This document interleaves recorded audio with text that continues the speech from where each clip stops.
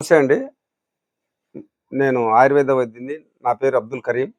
మా మేముంటున్నది నంద్యాల జిల్లా ఆత్మకూరు మున్సిపాలిటీ. నేను ఇప్పుడు మీకు ఒక మొక్క పరిచయం చేయబోతున్నాను. ఆ మొక్క పేరు రణపాల. సంస్కృతంలో దీనికి పత్రబీజ అంటారు. అంటే దీనికి విత్తనం ఉండదు. ఈ ఆకు అట్లా భూమి మీద పడేసినా చెట్లు ఆకులు మొలుచుకొస్తాయి. అందుకే ఇది పత్రబీజ. దీని పత్రమే బీజంతో సమానం అన్నమాట. ఓకే. ఇప్పుడు దీని గురించి దీని ఉపయోగాలు చెప్తాను. అంటే దీని ఔషధ గుణాలు. ఈ ఔషధ గుణాలు ఏమంటే దీన్ని మామూలుగా మనం కూరలో వేసుకొని కూడా తినవచ్చు. అంటే పప్పు పప్పు ఆకుకూరలో ఆకుకూర ఇది ఒక విధమైన ఆకుకూరనే. తర్వాత మనకు కొన్ని శరీరం మీద గడ్డలు తయారవుతాయి. రక్తపు గడ్డలు, చీము గడ్డలు అవి పగలకుండా ఉంటాయి.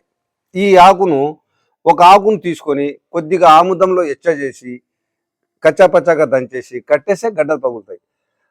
కిడ్నీలో రాళ్లకు ఇది చాలా బ్రహ్మహత్తరమైన మూలిక. ఉలువలు 100 గ్రాములు, యావక్షారము 50 గ్రాములు ఈ పచారి కొట్లలో దొరుకుతాయి.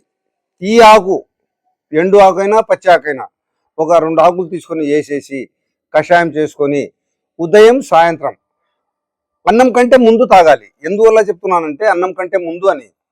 మనము అన్నం తిన్న తర్వాత తీసుకుంటే దీని ఔషధ గుణాలు కొంచెం నిదానంగా తగ్గుతాయి.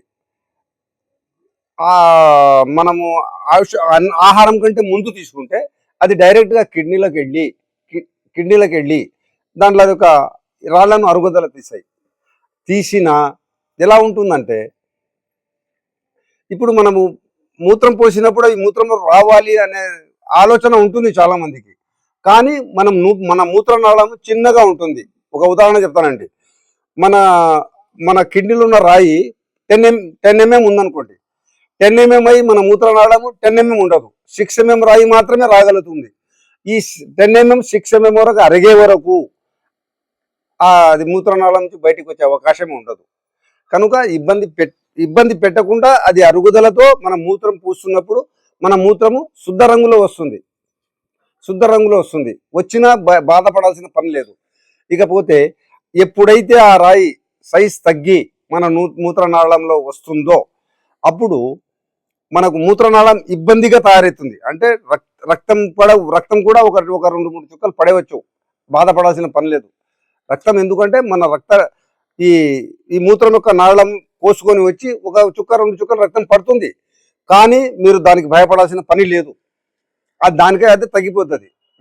మనకు దేవుడిచ్చిన గొప్ప వరం ఏమంటే మన శరీరానికి మనం కొంత చిన్న ఔషధం వేసుకున్నా కూడా మన శరీరం దానికి రెట్టింపు విధంగా పెంపొందించుకొని మనకు రోగనిరోధక శక్తిని పెంపొందించే గుణం మన శరీరానికి ఉంది. స్వతహాగా దేవుడిచ్చిన గొప్ప వరం అది మాకు. ఆ విధంగా మీరు దీనికి పథ్యం ఏమంటే క్యాబేజీ తినకూడదు, గోబీ తినకూడదు, బాయిలర్ కోడి మాంసం తినకూడదు. ఈ బాయిలర్ కోడి మాంసము, గోబీ, క్యాబేజీ అంటే క్యాబేజీలో మనకు మన ఆరోగ్యానికి పెంపొందించే గుణాలు చాలా ఉన్నాయి. కానీ ఈ కిడ్నీ రాళ్ళు తయారు చేసే గుణం కూడా దానికి చాలా ఉంది.